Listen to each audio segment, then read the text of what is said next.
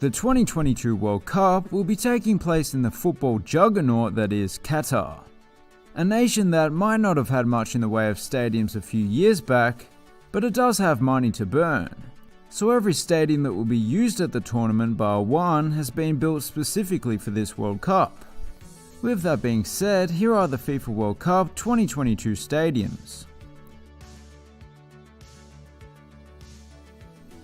Al Janoub Stadium. The interesting thing about the venues at this tournament is that they are all inspired by something to do with Qatar or the Middle East in general. Some of the inspirations are very obvious and some more subtle. The inspiration behind this stadium is a ship of some sort. And yeah, there are some nods to that here and there, including the ocean-like pattern on the seating and the fabric retractable roof, which doesn't look all too different to the sails of a boat. The roof is obviously not made for the rain, but to keep the players and spectators out of the sun's heat. Speaking of the heat, this and all the other stadiums will be cooled using solar power. Even the fully outdoor stadiums are air conditioned, which is great. The woman that designed this stadium, Zaha Hadid, has sadly passed away. She was a bit of a legend in the world of architecture, and she's done a great job with this one. Khalifa International Stadium was the sole pre-existing stadium I referred to in the intro. It served as the country's showpiece national stadium and actually opened in its original form way back in the 70s. The stadium and the country have come a long way since then. I mean, they used to lock up people for being gay. Well, the stadiums have come a long way at least. This stadium was basically completely rebuilt in the mid-2000s to become what it is today.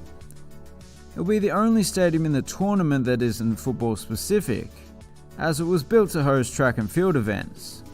So the spectators aren't as close as they should be, but it's not the end of the world, it's still a pretty good stadium. Ahmed bin Ali Stadium. This one might look like a more conventional stadium from a distance, but if you look a bit closer, the exterior is covered with a decorative metal screen, which is reminiscent of the patterns used in local architecture, just on a much larger scale. There's also more LED coverage on the exterior than at Times Square. Probably. Don't bother fact-checking that.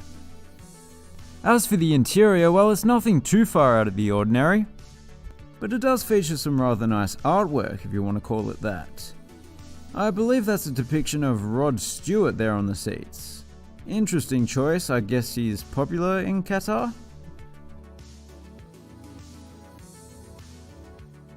Education City Stadium. This one is supposed to resemble a jagged gemstone, and it does more or less.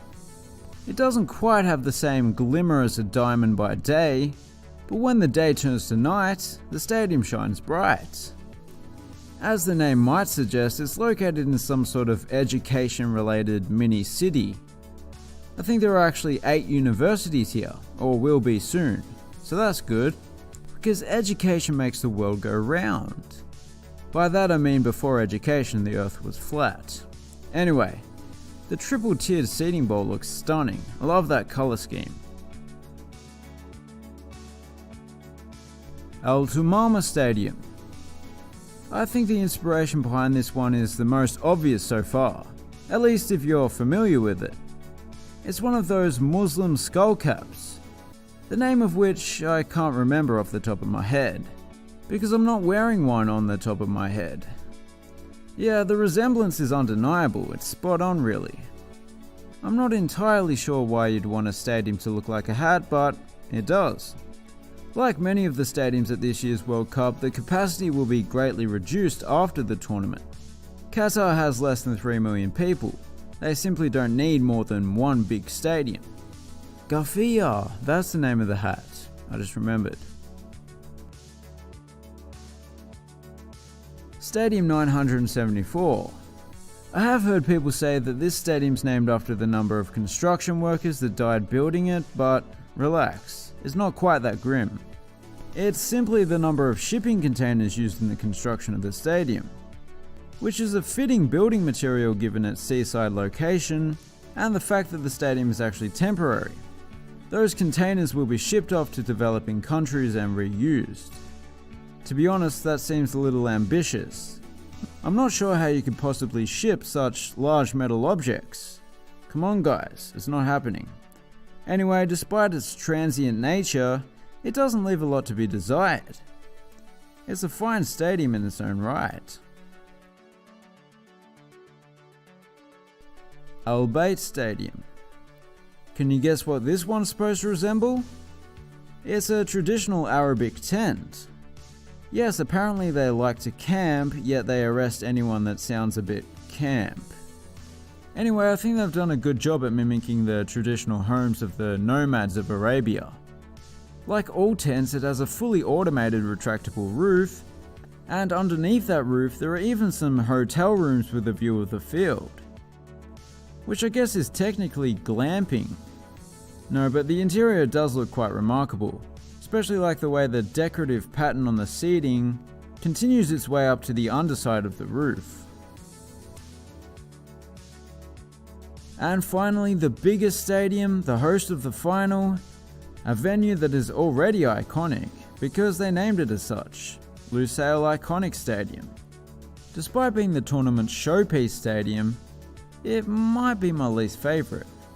It reminds me a little of Cape Town Stadium, a previous World Cup venue, just with an over-the-top shiny gold exterior. The shape of the roof is also supposed to resemble a saddle. Sure. The interior is the opposite of the outside, a toned-down colour scheme to balance it out a little bit.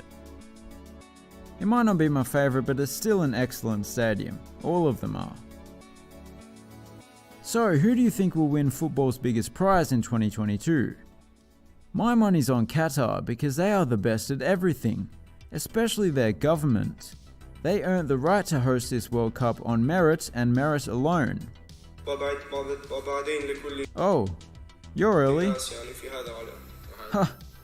You literally brought the money in a sack with a dollar sign, wow. Yeah, okay. Yeah, cheers mate, see ya. Sorry? What is that? Oh, you want me to... Okay. Qatar may have its issues, but we can all agree that it's not as bad as Saudi Arabia. Okay, that's it. Okay, bye. Thanks for watching, have a good one.